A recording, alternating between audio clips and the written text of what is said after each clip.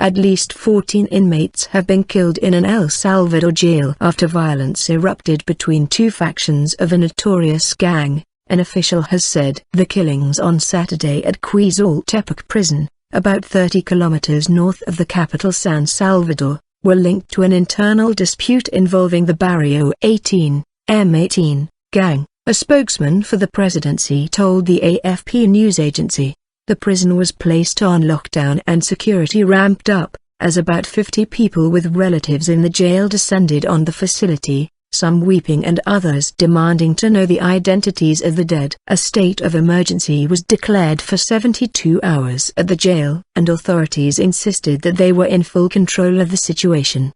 Prison officials were alerted when some members of the Revolutionaries faction of the gang failed to return to their cells, said Eugenio Chicas, the communications secretary for the presidency. Security agents and riot police found their bodies among some rubbish bins, added Chicas, labeling it a purge. There has been an internal confrontation, said Chicas. The Directorate General of Prisons, on Twitter, said it was presumed to be an act of purification among gang members. Rising murder rate.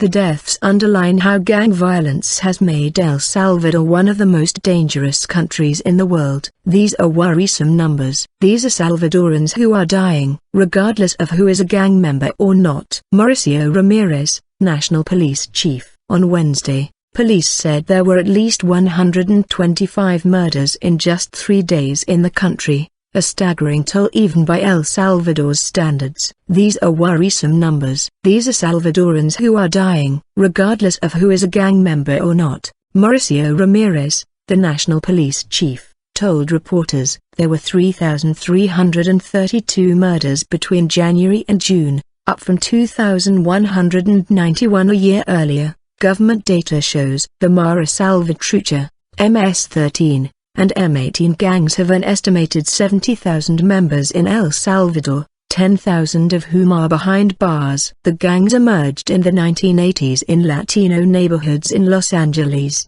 They arrived in Central America when the U.S. deported thousands of immigrants who had fled there to escape civil wars that had gripped the region in the late 20th century. Negotiations. Criminal gangs have been pressuring the government to include them in a commission examining ways to stem endemic urban violence for which these same groups are, to a large extent, responsible. Since taking office last year, President Salvador Sanchez Cerén has tried to crack down on crime and refused to negotiate with the gangs. Last month, M18 ordered a bus strike and 7 bus drivers were killed after they defied the gang. By seeking to shut down public transport, the gang hoped to strong-arm the government to the negotiating table. The ongoing violence underscores the breakdown in a truce the gangs declared in March 2012. Brokered by the Catholic Church with behind-the-scenes help from then-President Mauricio Funes. In response to the new wave of violence, Sanchez Cerén has reversed a key concession of the controversial truce,